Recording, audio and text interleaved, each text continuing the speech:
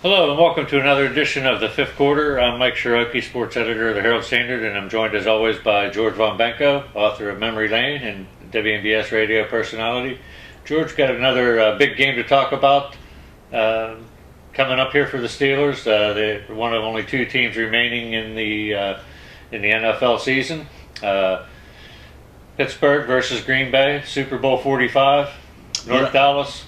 Well, for years and years, the Steelers were the laughingstock of pro football until they hired Chuck Noll. And boy, have things changed. It's almost like a rite of passage that the Steelers are going to go to the Super Bowl now. Their eighth trip. Eighth trip since, what was the first one, 74 season? And then, of course, this is the sixth trip for their opponent, the Green Bay Packers. Two storied franchise. Yeah, I would say they're probably the most storied franchises in the league. Green Bay, of course, they're playing for a trophy named after their old head coach. And they just took away. Actually, this may be an angle for the Steelers to look at.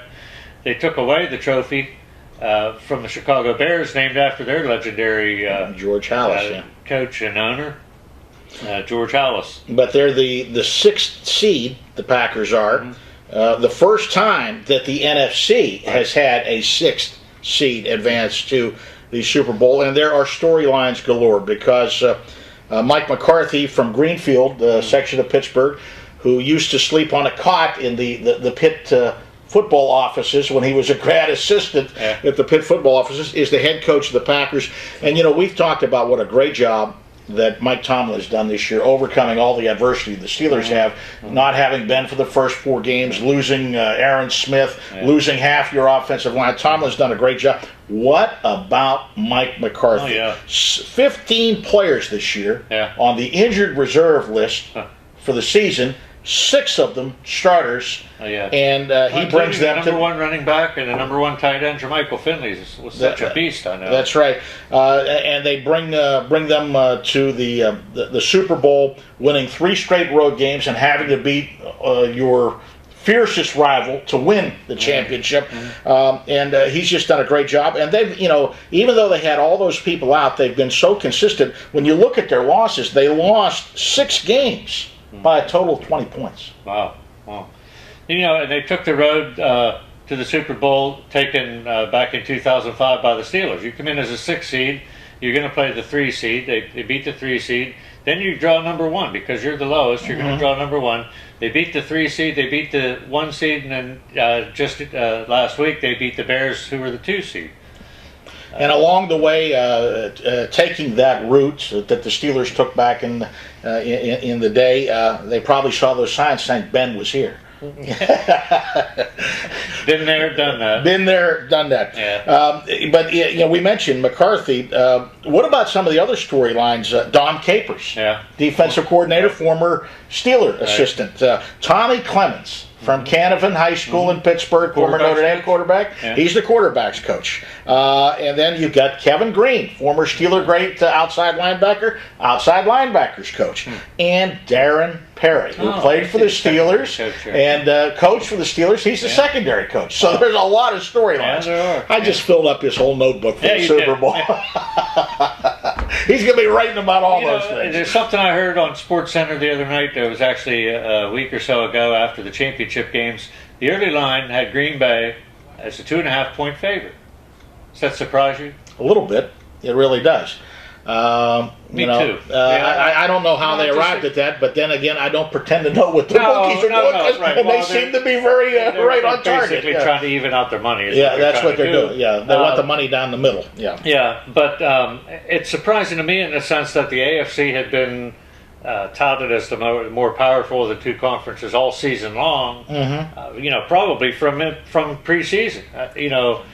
From the exhibition games or preseason games. I don't know what their thinking is on that, but you led me into another interesting stat. I was looking back through some of the notes at the AFC Championship game about the NFC titleists and the AFC titleists.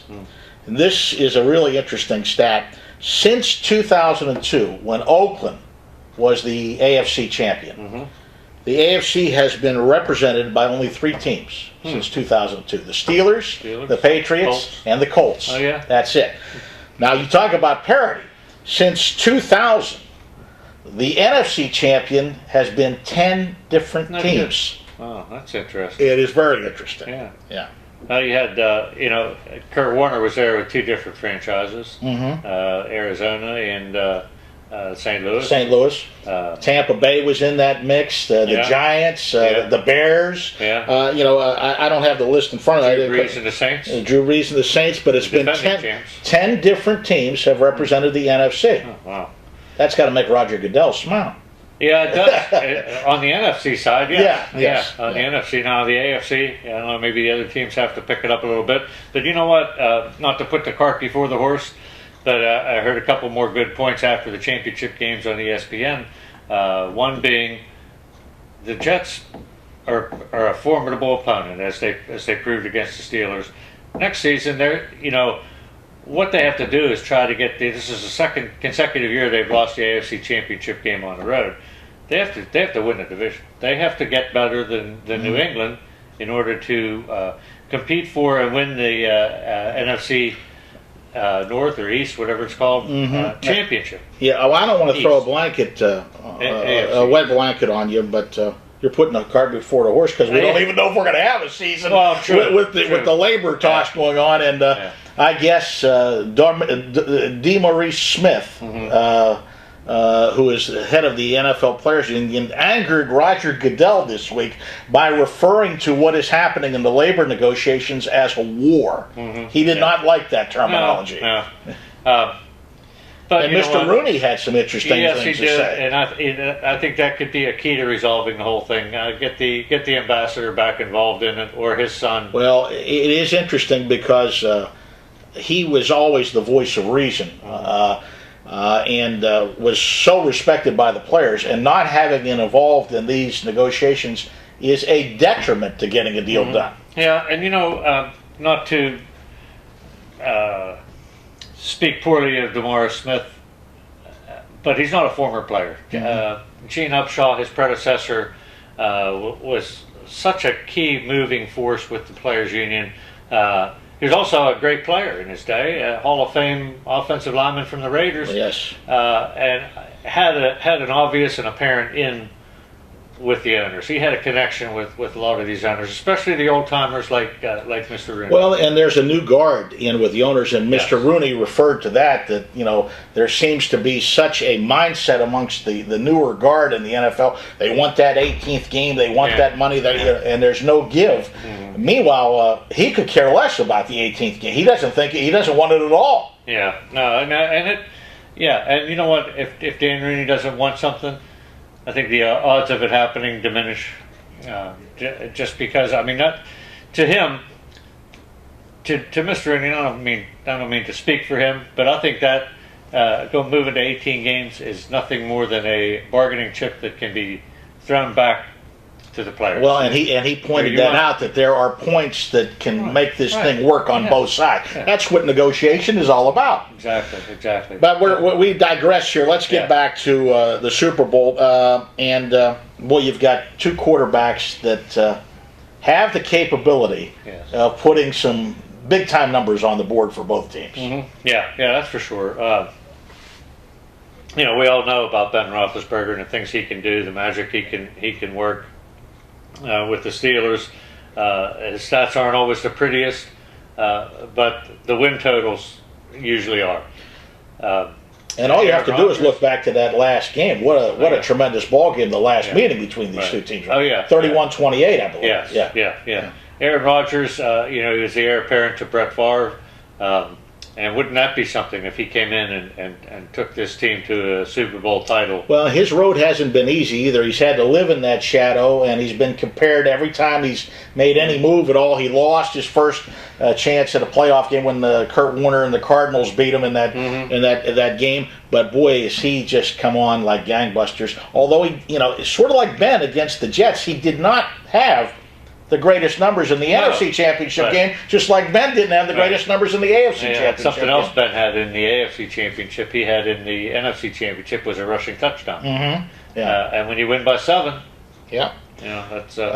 just to refresh people, his numbers in the NFC Championship game, Rodgers was 17 for 30, 244 yards, no touchdowns, 2 interceptions. Ben had 2 interceptions,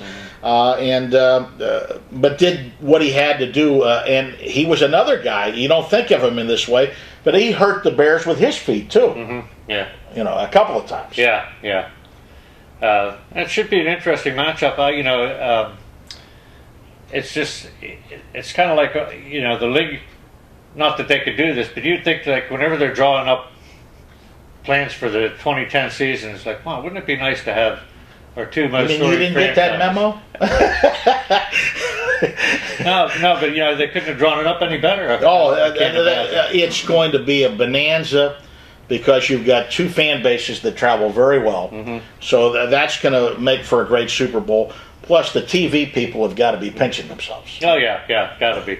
And I can't imagine either of these franchises, meaning players, owners, whatever, front office people, developing any real hatred or dislike for the other. No, the fans are a different story, but I think it's going to be straight down the middle with the players and their respect for both franchises, and the fact that there's so many Pittsburgh ties on the other side of the coin for the Packers. I just don't see a lot of trash talking in this Super Bowl. But you know what? We didn't expect anything when the Steelers played Seattle in the Super Bowl earlier. I believe that was the Detroit Super Bowl. Yes. Not Super Bowl 40. And lo and behold, Joey Porter found a little nugget there from Jeremy Stevens, the tight end. And ran with it. And he ran with it. It became the story of the week. And they got more ammunition because Stevens stuck his foot in his mouth again up in Detroit. So, something like that might come out, but I just think it's a great matchup. The thing that's overlooked here, we talk about the Steelers' defense, and we talk about the 2 great quarterbacks and the offenses. The difference with the Packers this year has been what has happened with their defense. Their defense has really become a pretty good defense, and you got to give a lot of credit to Dom Capers. Oh yeah, you do. Dom, I think he and Dick LeBeau were probably Godfather 1A and Godfather 1B of the zone blitz. The zone blitz, yeah, and they brought it in together at Pittsburgh. And Dom Capers is taking it with him along the way. You mentioned something interesting there because Dick LeBeau, if you know him, doesn't have that attitude where the focus is on him or anything else. Like he's very low key, but that doesn't mean he doesn't have pride and doesn't have a little bit of passion. That passion. Somebody said something about Capers and the zone blitz, and I believe it was in training camp, and he said, and LeBeau refuted that. He said the zone blitz started right here. Right. But Don was the coordinator. He was. Defense. It was Bill Cowher's first staff. And look back at that staff, if you would. Tremendous staff. Dom Capers was the defensive coordinator. You had LeBeau in the secondary. Marvin Lewis, I believe, was on that staff. Yeah. Darren Perry was. Darren Perry was drafted that year. He was drafted that year. yeah. But he was a player, But he was an 8th round pick, I believe, and ended up starting as a rookie. And played very well. He was a big part of that defense. But storylines abound, and really, I'm hard pressed to pick a winner in this game. I'm leaning toward the Steelers, but I'll tell you, this is a very, very even matchup, I think. Yeah, it is. Yeah, these teams are pretty evenly matched. I don't know as much about Green Bay special teams. I know the Steelers have had their problems on special teams. Don't know if that's going to enter into the game or not. But it's kind of one of those matchups that win or lose, if both teams play fairly well, I think both teams will live with the outcome. I think so, and I'm just hoping it turns out to be as great a game as I think it will be. And that's not always the case. You look at matchups sometimes in the Super Bowl, you go, boy, this is going to be a great game, and it turns out to be a snoozer. How many times has that happened? I'm just hoping it turns out to be as good as I think it can be. And at this early juncture, if I had to make a pick for a winner, I would probably go with I would pick the Steelers to win also, simply for the Ben Roethlisberger factor. He just seems to save his best for the biggest games, and I don't think this will be an exception. That's why his teammates always say, in number 7 we trust. So we'll see if it pans out that way. Okay, well, that'll wrap up this edition of the Fifth Quarter. Appreciate you tuning in, and we'll see you next time.